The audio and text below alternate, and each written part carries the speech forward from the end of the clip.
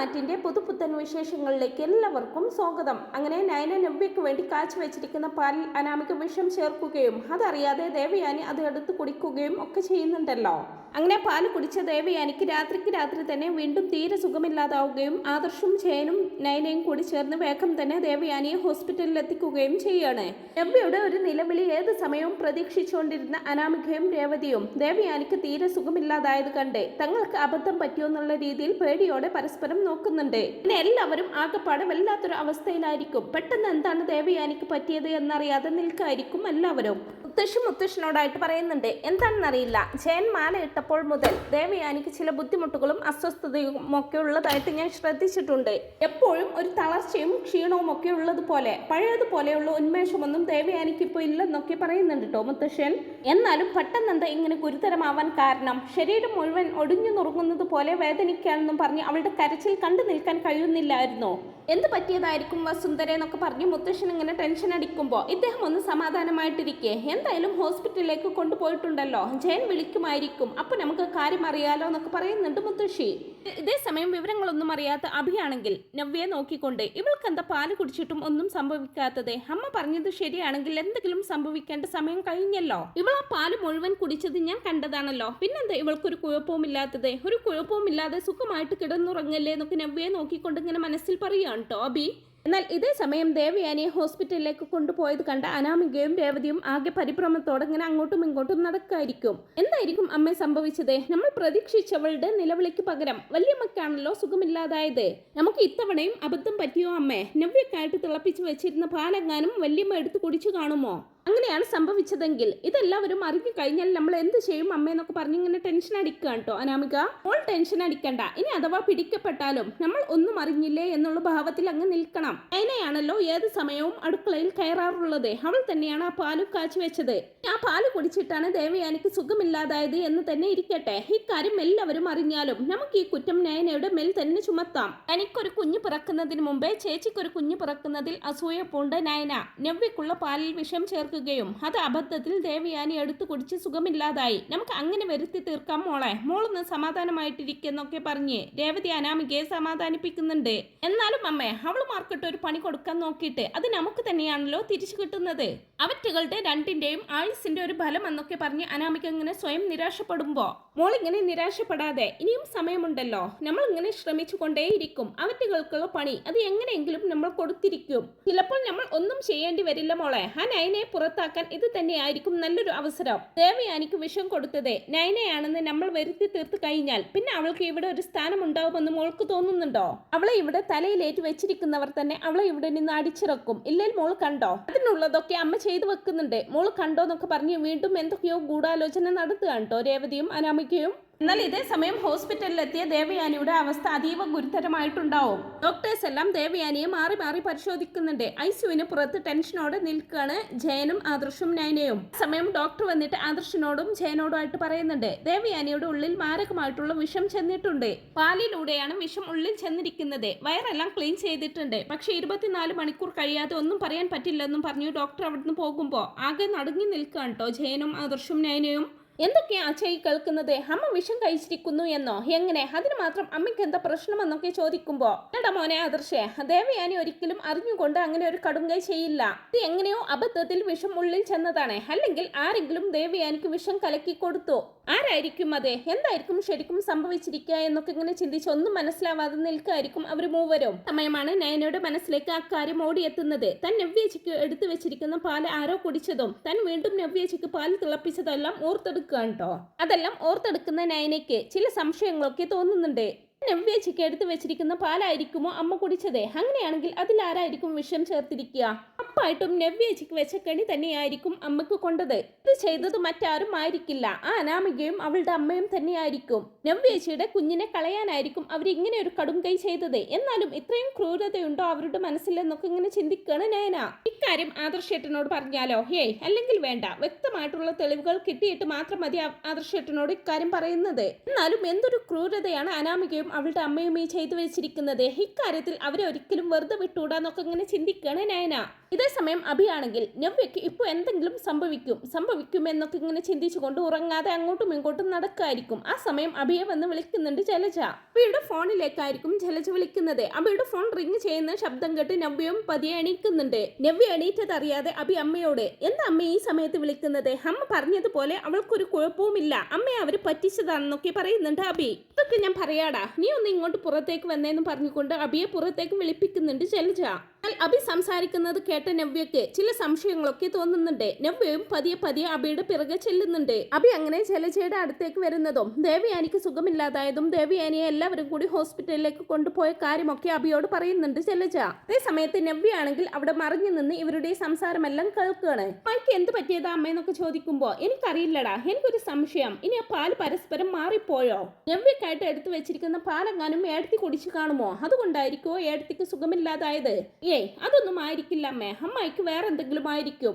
ഇതിനു മുമ്പേ അമ്മായിക്ക് ചെറിയ ക്ഷീണവും തളർച്ചയും ഒക്കെ ഉണ്ടല്ലോ. എനിക്ക് തോന്നുന്നത് അവളുമാര് ഒന്നും ചെയ്തു കാണില്ലെന്നാ. അവളുമാര് അമ്മയെ പറ്റിച്ചതായിരിക്കും. നയന കൊണ്ടു കൊടുത്ത പാല് മുഴുവൻ നവ്യ കുടിച്ചതാണ്. എന്നിട്ട് അവൾക്കൊരു കുലുക്കവും ഇല്ലാതെ അവിടെ കിടന്നുറങ്ങുക. ഒരു പാലിൽ ഒന്നും ചേർത്ത് കാണില്ല. ഒന്നുകിൽ അവർ അമ്മയെ പറ്റിച്ചു, അല്ലെങ്കിൽ അവർ പ്ലാൻ മറ്റൊരു ദിവസത്തേക്ക് മാറ്റിവെച്ചു. എന്നാൽ അങ്ങനെ അഭി ജലജയോട് പറയുന്ന കാര്യങ്ങളെല്ലാം നവ്യ കേൾക്കുന്നുണ്ട്. അങ്ങനെ അനാമികയും രേവതിയും പാലിൽ വിഷം ചേർത്ത് തനിക്ക് തരാൻ പ്ലാൻ ചെയ്യുന്നത് ജലജയും അഭിയും കേട്ടിട്ടുണ്ടായിരുന്നു എന്നും അതിന്റെ പേരിലാണ് കഴിഞ്ഞ ദിവസം അഭി തന്നോട് കാണിച്ച സ്നേഹപ്രകടനങ്ങൾ എന്നെല്ലാം മനസ്സിലാക്കുന്ന നവ്യയ്ക്ക് ആകെ വിഷമവും സങ്കടവും ഒക്കെ വരുന്നുണ്ട്. അങ്ങനെയല്ലടാ, ഒന്നും പിന്നത്തേക്ക് മാറ്റി വെക്കുന്ന ശീലമൊന്നും ആ അനാമികയ്ക്കും അമ്മയ്ക്കുമില്ലെന്നാണ് എനിക്ക് തോന്നുന്നത്. അനാമിക പാലിൽ വിഷം ചേർക്കുന്നത് ഞാൻ നേരിട്ട് കണ്ടതാണ്. മറിഞ്ഞു നിന്ന് ഞാനത് വീഡിയോ എടുക്കുകയും ചെയ്തു. ആ പാല് കുടിച്ച് നവ്യയ്ക്ക് എന്തെങ്കിലും പ്രശ്നമുണ്ടായി, ആ കുറ്റം നമ്മുടെ തലയിലെങ്ങാനും വരികയാണെങ്കിൽ എല്ലാവരെയും കാണിക്കാമല്ലോ എന്ന് കരുതിയാണ് ഞാൻ ആ വീഡിയോ എടുത്തത്. സംശയമുണ്ടെങ്കിൽ നീ ഇതൊന്ന് കണ്ടു നോക്ക്, ഇതാ വീഡിയോ എന്ന് പറഞ്ഞുകൊണ്ട് ജലജ അത് അഭിക്ക് കാണിച്ചു കൊടുക്കുന്നുണ്ട്. ഇങ്ങനെ അഭിയും ആ വീഡിയോ ഇങ്ങനെ ഉയർത്തി പിടിച്ച് കാണുമ്പോൾ നവ്യയും മറിഞ്ഞു നിന്ന് ഇതെല്ലാം കാണുന്നുണ്ട്. നവ്യ വിശ്വസിക്കാനാകാത്തതുപോലെ ഫോണിലെ വീഡിയോ ഒക്കെ തന്നെ ഇങ്ങനെ കണ്ണും തള്ളി നോക്കി നിൽക്കുകയാണ്. അനാമിക നവ്യക്കുള്ള പാലിൽ വിഷം ചേർക്കുന്ന വീഡിയോ കണ്ടതിന് ശേഷം എന്നിട്ടും എന്താ അമ്മ അവൾക്കൊരു കുഴപ്പവും ഇല്ലാത്തത്? പാല് മുഴുവൻ എന്റെ കൺമുന്നിൽ നിന്നാണല്ലോ കുടിച്ചതെന്നൊക്കെ അഭി പറയുമ്പോ എന്റെ ബലമായിട്ടുള്ള സംശയം ആ പാല് ദേവയാനി എടുത്തു കുടിച്ചെന്നാ. അതുകൊണ്ടായിരിക്കും ഏടത്തിക്ക് സുഖമില്ലാതായത്. എന്തായാലും വരട്ടെ, നോക്കാമെന്നൊക്കെ പറയുകയാണ് ജലജ. എന്നാലും അമ്മേ, ഞാൻ എത്രമാത്രം ആഗ്രഹിച്ചതാണെന്നറിയോ അവൾക്ക് സുഖമില്ലാതെയാകുന്നതും അവളുടെ കുഞ്ഞ് നഷ്ടപ്പെടുന്നതും? അവളുടെ അഹങ്കാരം ഇന്നത്തോടു കൂടി തീരുമല്ലോ എന്ന് കരുതിയിട്ടാണ് ഇല്ലാത്ത ക്യാഷ് ഉണ്ടാക്കി ഞാൻ അവളെ പുറത്ത് കൊണ്ടുപോയി സന്തോഷിപ്പിച്ചതെല്ലാം. എല്ലാം പാഴായി പോയല്ലോ അമ്മയെന്നൊക്കെ പറയുമ്പോ വിഷമിക്കാതെടാ, ഇനിയും അവസരം കിട്ടും. എന്തായാലും ഇതുകൊണ്ടൊന്നും ആ അനാമികയും അവളുടെ അമ്മയും അടങ്ങിയിരിക്കുമെന്ന് എനിക്ക് തോന്നുന്നില്ലെന്നൊക്കെ പറയുകയാണ് കേട്ടോ ജലജ. എന്തായാലും ഈ വീഡിയോ ഒരു തെളിവിന് എന്നതുപോലെ കയ്യിലിരിക്കട്ടെ എന്നും പറഞ്ഞ് ജലജ ഇങ്ങനെ ഫോൺ പിടിച്ചുകൊണ്ട് നിൽക്കുന്ന സമയത്തായിരിക്കും നവ്യ വേഗം വന്ന് ജലജയുടെ കയ്യിൽ നിന്നും ആ ഫോൺ പിടിച്ചു വാങ്ങിക്കുന്നത്. അപ്പൊ ഇതായിരുന്നല്ലേ അഭി നിന്റെ മാറ്റത്തിന് പിന്നിൽ? ഞാൻ ഒരിക്കലും പ്രതീക്ഷിച്ചില്ല നിന്നിൽ നിന്നും ഇങ്ങനെ ഒരു ചതി. എന്തായാലും തൽക്കാലം ഈ ഫോൺ എന്റെ കയ്യിലിരിക്കട്ടെ. വല്യമ്മയ്ക്ക് സുഖമില്ലാതായതിന് പിന്നിൽ നിങ്ങളൊക്കെയാണെങ്കിൽ കരുതിയിരുന്നോ ഈ നവ്യയുടെ മറ്റൊരു മുഖം നിങ്ങൾ എല്ലാവരും കാണേണ്ടി വരുമെന്നൊക്കെ പറഞ്ഞ് നവ്യ അവിടുന്ന് ആ ഫോണുമായിട്ട് അങ്ങ് പോകുമ്പോ എല്ലാം നഷ്ടപ്പെട്ട ഒരു അവസ്ഥയിൽ ഇങ്ങനെ നിൽക്കുകയാണ് ജലജയും അഭിയും. പിന്നീട് ഹോസ്പിറ്റലിലായ ദേവയാനി ക്രിട്ടിക്കൽ സ്റ്റേജിൽ തന്നെ തുടർന്നുകൊണ്ടേയിരിക്കുകയായിരിക്കും. അങ്ങനെ അനന്തപുരിയിലെ എല്ലാവരും അവരെ കാണാനായിട്ട് ഹോസ്പിറ്റലിലേക്ക് പോകുന്നുണ്ട്. ആ കൂടെ നവ്യയും ഒന്നും അറിയാത്തതുപോലെ ജലജയുടെ ഫോണുമായിട്ട് പോകുന്നുണ്ട്.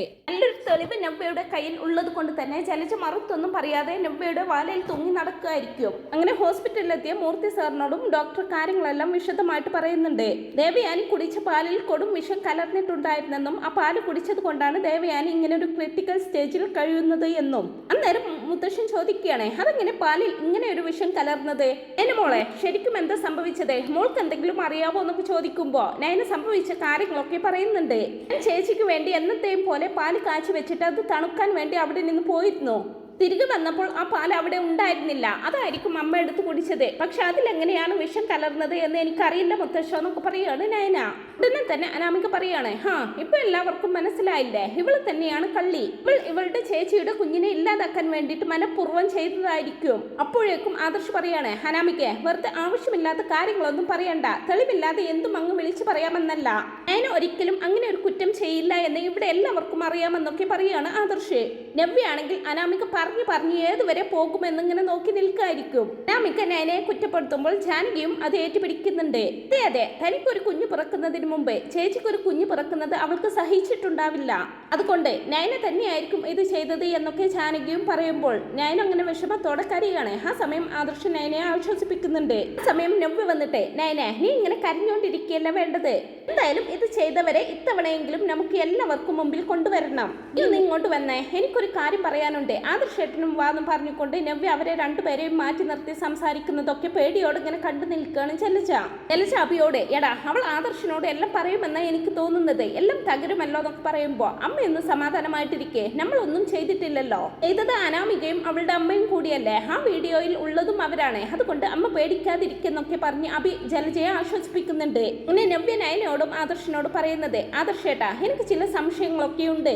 ആ അനാമികയും അവളുടെ അമ്മയും തന്നെയാണ് ഇതിന് പിന്നിൽ. അന്ന് അവർ ആ പായസത്തിൽ എന്തോ ചേർത്തു. അത് ഞാൻ കയ്യോടെ പിടിച്ചത് കൊണ്ട് അവർക്കിട്ട് തന്നെ പണി തിരിച്ചു കൊടുക്കാൻ പറ്റി. ഇതും അവർ തന്നെയായിരിക്കും ചെയ്തിരിക്കുക. എനിക്ക് ഉറപ്പുണ്ട് ആദർശേട്ടാ എന്നൊക്കെ നവ്യ പറയുമ്പോൾ നയനയും അത് ശരിവെക്കുന്നുണ്ട്. ചിലപ്പോൾ ശരിയായിരിക്കും, പക്ഷെ നമ്മളത് പറഞ്ഞാൽ ആരെങ്കിലും വിശ്വസിക്കുവോ? തെളിവില്ലാതെ അവർക്കെതിരെ വല്ലതും വിളിച്ചു പറയുകയാണെന്നേ ഇവരെല്ലാം പറയൂ. എന്തായാലും വരട്ടെ, നോക്കാം. ഇത് ചെയ്തത് ആരാണെന്ന് കണ്ടുപിടിച്ചേ പറ്റൂ എന്നൊക്കെ ആദർശ് പറയുമ്പോ അതിന് തെളിവില്ലെന്ന് ആരാ പറഞ്ഞത് ആദർശേട്ടാ? കണ്ടോ ആദർശേട്ടാ, ഇത് എന്റെ അമ്മായിയമ്മയുടെ ഫോണാണ്. അനാമിക പാലിൽ വിഷം ചേർക്കുന്നത് എന്റെ അമ്മായിയമ്മ നേരിട്ട് കണ്ടിട്ടും ഒരക്ഷരം പോലും മിണ്ടാതിരുന്നതാണ്.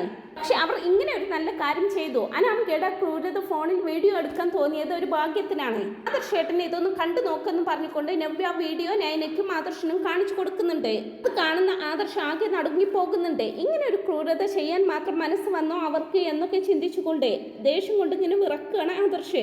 ഇവർ അങ്ങനെ വെറുതെ വിട്ടാൽ പറ്റില്ലല്ലോ. ഇവർ ഇപ്പോൾ തന്നെ പോലീസിൽ ഏൽപ്പിക്കണമെന്നും പറഞ്ഞ് ആദർശ് പോലീസിനെ ഫോൺ വിളിക്കാൻ തുടങ്ങുന്നുണ്ടെങ്കിലും നയന ആദർശിനെ തടിയാണ്.